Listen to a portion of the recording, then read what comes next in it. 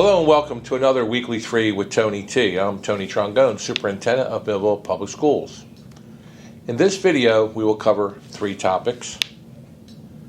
And the first is the Mask Plan, Part 2, our district goals regarding communication, and then communication guidelines from the parent to the school district.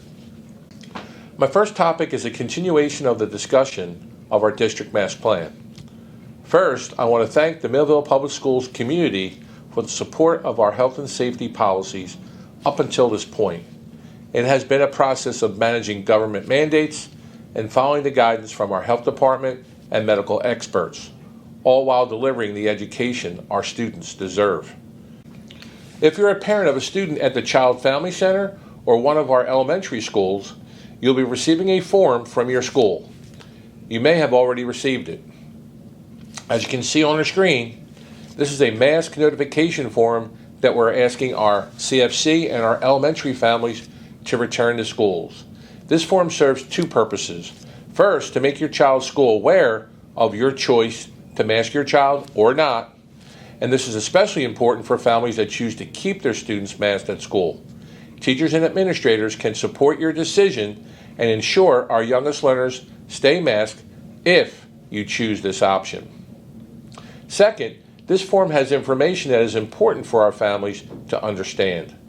There will be instances that we do require students to be masked, including when students display COVID-like symptoms at the school. Also, families that choose to keep their students masked at school must provide masks to their students to wear and reinforce this decision with your students. This also applies to our secondary students. Our second topic is a district communications update. Goal number 4 for the district this school year involves communications and outreach. We introduced many new initiatives this year that I would like to share with you. Since the summer of 2021, we have increased our usage of direct broadcast to our district families and staff and utilize voice calls, text messages, and emails to make sure we reach everyone. We also post regularly to our district Facebook and newly created Instagram and Twitter accounts. This YouTube account I am reaching you on is also new this year. If you follow us on social media, you will know that there have been a lot of new ways to share information and positive stories with our community this year. Official press releases, board briefs, and these Weekly 3 videos, and more. One of our other communication goals is to improve our websites. At this time, we are beginning the process to completely revamp our websites. It has been several years since we have undertaken this task, and we plan to have a brand new platform for our learning community for the 22-23 school year. Part of this work is to improve the look and feel of our websites. We want visitors to our websites to learn about Millville Public Schools and get excited about what is happening in our school district and know what we stand for. This involves a campaign to update our branding and our district story. We hope to involve our whole community in this process and are excited to start this process. Another part of this project is to improve the information we have on our websites and make it easier for you to find. Be on the lookout for an online survey we'll be sending out to our families, staff, and community. We want to know what information you look for on our websites and what you like about them and what you think we could change. New things are coming. Our final topic is communication guidelines, and this is about communication from the parent to the school district regarding any issues at school. With the increase in our methods of communication, we are happy to see that our family, staff, and community are becoming more engaged with us. That being said, I want to clarify a few points about the best way for you to get your feedback heard and questions answered. We love to see the comments on our social media posts, especially when we are highlighting our students, staff, and schools. We hope you share these stories with your social media connections. We do ask that if you're engaging with these posts, please stay on topic in the comments and keep your questions related to the subject of the post. I also ask you to please understand that social media is not the place to expect an open dialogue about concerns and questions. These issues can be better and more quickly addressed with a phone call or email to your student's teacher, building principal, or central office.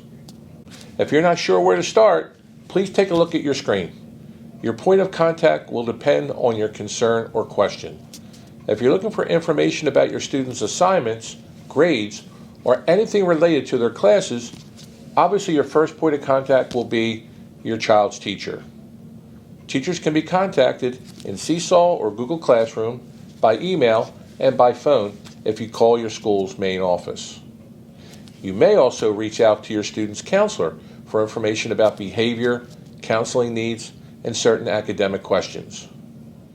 If you're looking for information about your child's attendance, you can call your school's main office, or at the secondary level, the attendance office at your child's school. If you aren't sure who to contact at the school or have a different type of question, you can always call your child's school's main office, and they'll be happy to help direct you to the appropriate person. Your next step should be the building vice principal or principal. If your questions are related to anything in the building, including school policies, communications, events, and more. If you have concerns or questions about the district as a whole, please reach out to the Culver Center using the phone number on your screen. The front desk will be able to transfer you to the appropriate department, including registration, transportation, exceptional students, our assistant superintendents for pre-K and secondary, and also myself, the superintendent's office. You may also attend one of our board meetings to share your concerns during public comment. But please understand that the board may not be able to respond to comments during the active board meeting. But we will follow up with you, whether we are answering your question in our board brief or reaching out to you in other means of communication. And now for some upcoming events. We'll have our Lakeside musical production of The Little Mermaid Jr. at Lakeside Performing Arts Center at 7 p.m. on both March 4th and 5th. On March 7th, the mask optional policy will begin at Millville Public Schools. And remember, that's for in the schools and also on buses. There'll be a mask optional policy for both buses and in school buildings.